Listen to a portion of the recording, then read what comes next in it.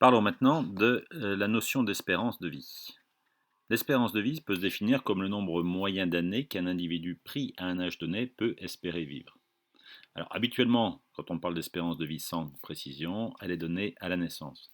Mais on peut aussi la donner à n'importe quel âge. On peut calculer l'espérance de vie à 20 ans, 30 ans, 50 ans, 60 ans. L'espérance de vie à la naissance est définie donc comme le nombre moyen d'années qu'un nouveau-né peut espérer vivre. En France, en 2018, l'espérance de vie à la naissance était de 85,3 ans pour les femmes et de 79,4 ans pour les hommes. On est dans le peloton de tête au niveau mondial, au niveau presque européen aussi en tout cas, sur cette espérance de vie à la naissance. Pour donner un ordre de grandeur, au niveau international, l'espérance de vie dans le monde est située aux environs de un peu plus de 68 ans aujourd'hui. Donc nous sommes plutôt bien lotis en France. La question qui se pose, c'est de savoir comment se calcule chaque année cet indicateur, cette espérance de vie à la naissance. On peut d'ailleurs s'étonner d'un indicateur scientifique de santé publique qui s'appelle espérance de vie à la naissance. En fait, cet indicateur est calculé non pas sur une formule très complexe, mais sur une simple donnée, c'est l'âge moyen de décès dans l'année écoulée. Donc, l'espérance de vie n'est rien d'autre que l'âge moyen des décès dans l'année écoulée. Surprenant, néanmoins, c'est une réalité qu'il faut aujourd'hui intégrer parce que quand on parle de l'espérance de vie à la naissance, que je vous présentais comme le nombre moyen d'années qu'un nouveau-né peut espérer vivre, il s'entend bien sûr que cette espérance de vie est l'âge moyen auquel va décéder cette personne si la structure de la mortalité par âge, c'est-à-dire le nombre, la proportion de décès par tranche d'âge telle qu'elle existe au moment de sa naissance, ne se modifie pas. Autant vous dire que la probabilité d'évolution est considérable et l'âge moyen de décès, en fait l'espérance de vie à naissance donnée aujourd'hui correspond sans doute, on a très peu de chances de correspondre à une quelconque âge moyen de décès des populations qui naîtraient aujourd'hui. Quand on regarde maintenant l'évolution de cette espérance de vie à la naissance en France, elle a commencé très très bas puisqu'on estime que vers 1750, elle était aux environs de 25 ans. La moyenne d'âge des décès était il y a 2 siècles et demi en France de 25 ans. Alors bien sûr, si ces chiffres étaient aussi faibles, c'est non pas qu'on vieillissait pas, il y avait des personnes qui arrivaient à vieillir bien sûr, mais beaucoup de personnes, beaucoup de très jeunes enfants mouraient très précocement. Et c'est la mortalité infantile en fait qui était responsable de cette chute très impressionnante d'âge moyen de décès. L'espérance de vie à la naissance a progressé pendant plusieurs siècles avec quelques évolutions un peu chaotiques comme on peut le voir ici, avec notamment les différentes périodes de guerre, les guerres napoléoniennes, la guerre de 1870, celle de 14-18, la Première Guerre mondiale, la Deuxième Guerre mondiale, et les guerres ont toujours été des facteurs effectivement limitant à la fois la natalité, favorisant les décès, donc créant une mortalité précoce, une mortalité dite prématurée. On a depuis la fin de la Deuxième Guerre mondiale une progression très forte effectivement de l'espérance de vie à la naissance, un véritable accroissement très très fort comme unique en fait dans notre histoire contemporaine. Quand on essaye de comprendre effectivement comment ces chiffres ont pu autant progresser, il suffit de superposer à cette carte une autre carte, celle de la mortalité infantile. Sur la même période, on voit très clairement que la mortalité infantile s'est effondrée avec des corrélations assez impressionnantes. Si on a presque un axe de symétrie en fait horizontale entre ces deux courbes.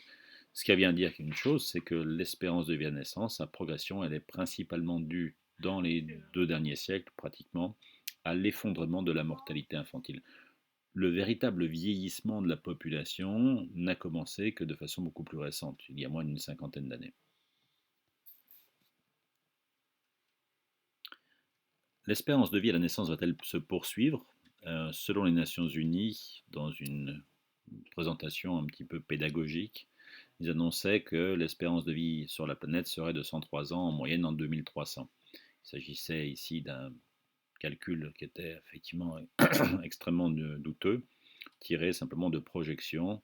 C'était un calcul qui était plutôt, j'allais dire, d'ordre pédagogique pour dire le monde vieillit, la population vieillit, donc l'ensemble des structures sociales, par exemple, doivent intégrer aussi ce phénomène de vieillissement de la population. Est-ce qu'elle va continuer de croître, cette espérance de vie à la naissance, ou est-ce qu'elle pourrait, à terme, s'infléchir? En tout cas, il est à noter que depuis plusieurs années en France, l'espérance de vie ne progresse plus, stagne, voire, pour certaines années récentes, a décliné. Alors, de façon très limitée, il ne s'agit pas ici d'une véritable tendance. Il est trop tôt pour parler de tendance, mais en tout cas, on a plusieurs années consécutives, en France comme dans de nombreux pays développés, où on n'a plus d'observation de progression de l'espérance de vie à la naissance. Certains auteurs, depuis de nombreuses années, disaient: est-ce qu'on n'est pas déjà dans quelque chose qui va de toute façon se produire, un déclin de l'âge moyen de décès, de l'espérance de vie à la naissance? Est-ce qu'il faut rajouter des années à la vie ou rajouter de la vie aux années? C'est une question très intéressante. Dans quelles conditions vit-on aussi? Dans quelles conditions se passe le grand âge? Et on est en mesure de se poser des questions sur la nécessité de poursuivre systématiquement une volonté d'augmenter l'âge moyen de décès, alors que les qualités de vie peuvent malheureusement se dégrader avec le grand âge. Quand on essaye d'anticiper les évolutions au long cours de cette espérance de vie à la naissance, on peut mettre dans une balance d'un côté tout ce qui nous permet de penser qu'on va vers plus d'espérance de vie, les progrès médicaux par exemple, qui permettront de traiter demain des pathologies contre lesquelles nous n'avons pour l'instant pas de traitement suffisamment efficace. Mais dans l'autre plateau de la balance, on peut mettre des sujets un peu surprenants peut-être, la fin de sélection. La fin de sélection, j'entends ici de sélection naturelle. Il n'y a plus de sélection naturelle telle qu'elle se paierait dans nos pays il y a encore un siècle de ça.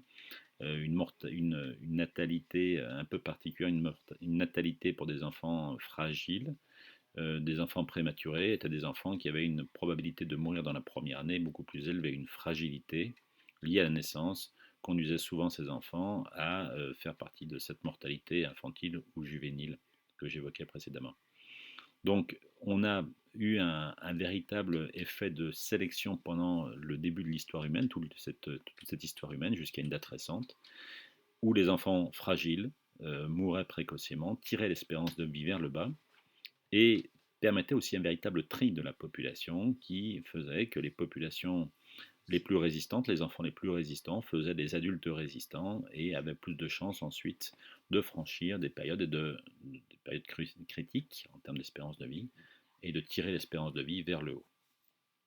Cette fin de sélection aujourd'hui est bien réelle puisqu'on permet à des enfants très fragiles à la naissance, prématurés, voire même prématurés de façon importante, de survivre, ce qui est un véritable progrès humain, mais qui constitue un questionnement sur quelles sont les conséquences sur un plan démographique à terme de cette survie des enfants fragiles dans ces modes de naissance un peu particuliers. Un progrès humain, certes, mais des questions que cela entraîne effectivement sur un plan démographique à terme.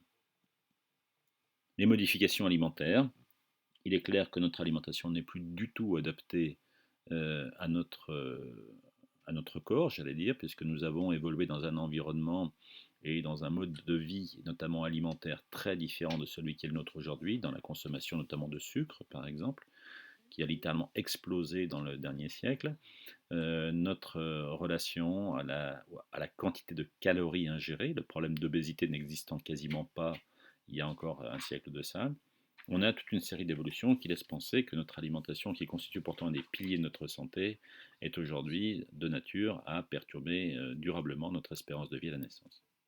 L'activité physique, elle aussi, un autre puissant moteur de longévité, est fortement altérée, puisqu'aujourd'hui on sait très bien que l'activité physique est en baisse chez l'essentiel de la population, notamment des plus jeunes, et peut à terme menacer donc leur espérance de vie à la naissance.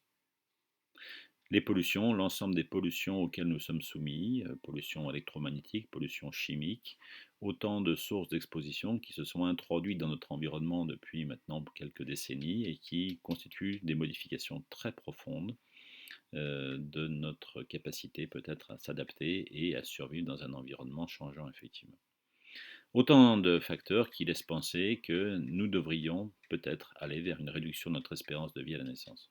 Ce que beaucoup d'auteurs évoquent déjà, nous sommes rentrés dans une période où le maximum de l'espérance de vie était derrière nous, maintenant nous sommes en train de plafonner, voire même à terme d'inverser cette tendance. On pourrait parler aussi d'espérance de vie en bonne santé, qui se définit comme le nombre d'années en bonne santé qu'une personne peut s'attendre à vivre. La bonne santé se définit comme l'absence de limitation d'activité dans les gestes de la vie quotidienne et absence d'incapacité. On parle aussi d'ailleurs d'espérance de vie sans incapacité. Et ce qui est assez frappant de constater, c'est que l'espérance de vie en bonne santé, elle, diminue en France depuis en gros une dizaine d'années par exemple.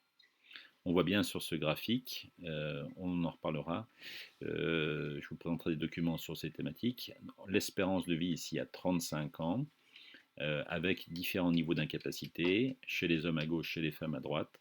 On se rend compte que d'une part, bien sûr, les femmes vivent plus longtemps que les hommes, mais on a déjà un écart entre les sexes, on a un écart aussi entre les conditions de travail. Par exemple, entre les cadres et les ouvriers, on se rend compte que les ouvriers ou ouvrières décèdent prématurément, plus tôt en tout cas que les cadres, et sont plus précocement touchés par des problèmes de pathologie, ici d'incapacité de différents types de niveaux.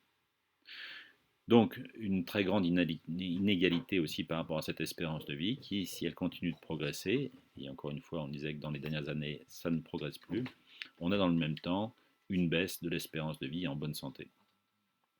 Donc, il faut aussi relativiser ces chiffres plutôt rassurants, souvent, qui nous sont présentés d'espérance de vie qui sont en constante progression. Beaucoup de choses permettent de discuter aujourd'hui du bien fondé de ces indicateurs. Quand on regarde sur un plan international, c'est ce que j'évoquais tout à l'heure, nous avons une espérance de vie qui est en fait beaucoup plus faible sur un plan mondial, sur un plan international. Cette moyenne est à 68 ans à peu près, un peu plus de 68 ans. En rouge sur cette carte, les pays qui ont parmi les plus faibles espérances de vie à la naissance, avec des espérances de vie qui sont parfois inférieures à 40 ans. Des pays où, là encore, on vieillit bien sûr, mais on a surtout une mortalité infantile ou juvénile qui peut être extrêmement élevée. Et à l'inverse, des pays en vert sombre sur cette carte qui constituent les pays qui sont les mieux lotis en termes d'espérance de vie à la naissance.